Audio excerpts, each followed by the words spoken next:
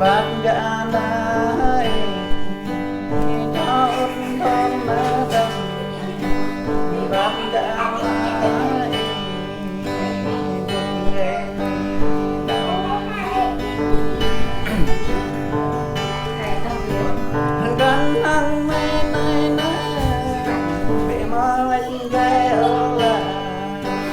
gần hàng mấy nay cũng mơ lại càng múc cái bay lên rồi chưa anh về ông không sang gặp ai chưa nhớ đến đang đó là bắp đã là đấm đầu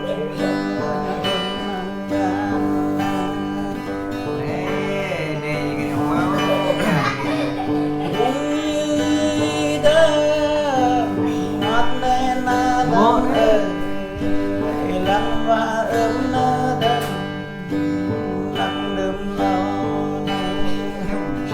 bắt buộc thực tế đó rồi tu ta gạt tu na ta yêu ga đâm na đâm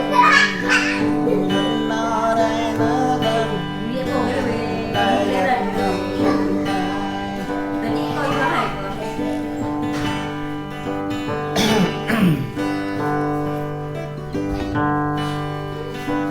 cần ăn con này là đi trong đó chẳng về cần ăn con này là con đi cho đông nguyên là ông qua hồi cũng đông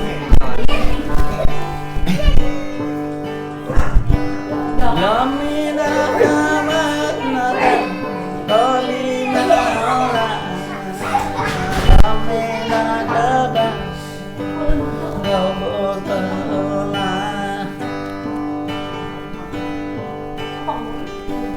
có một tờ lấy chân có một tờ băng lấy nhạc nhưng ta lo nó đâm tâm vô ta đâm nó đâm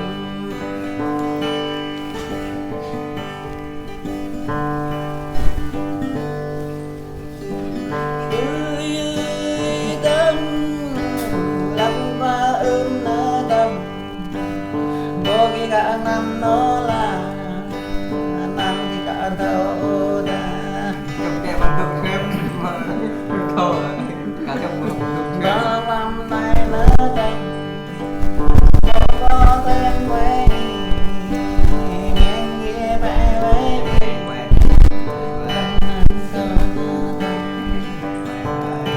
ba cho mình chào lại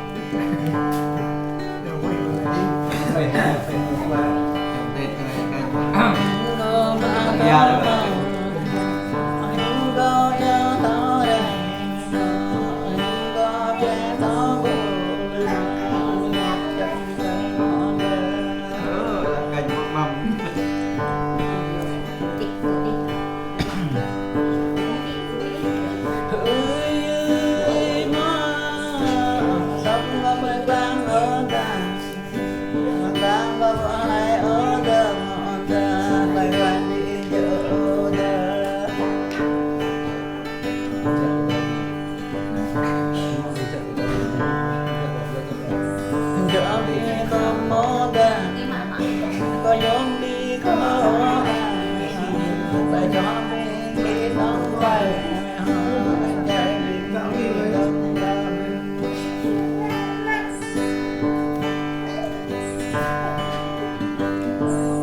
nhạc chân em rồi đó Hãy subscribe cho kênh Ghiền Mì Gõ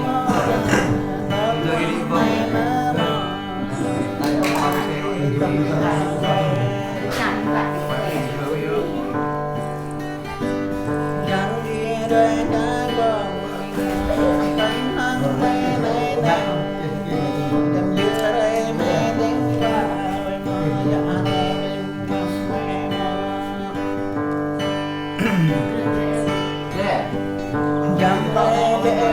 hấp dẫn.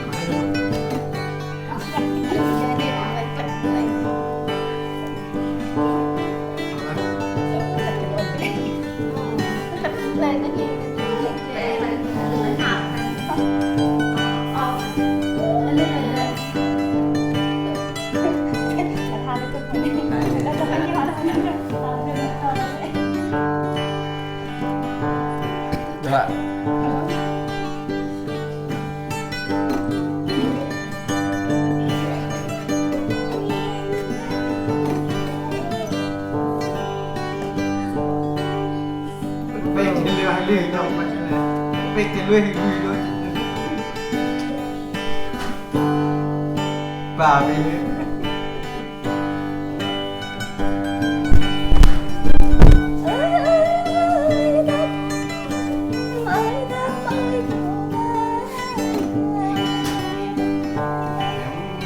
thành xong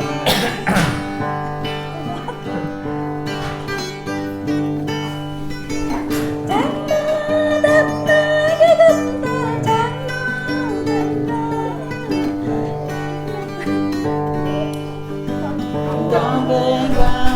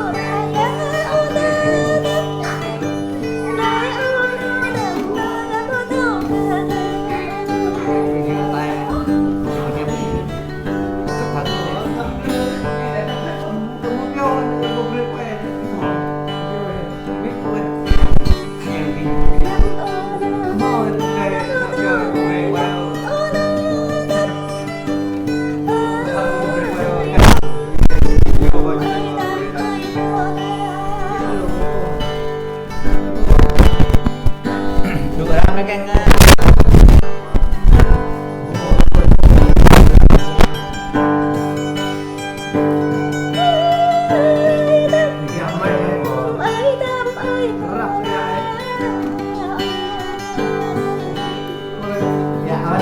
dạ mày mày mày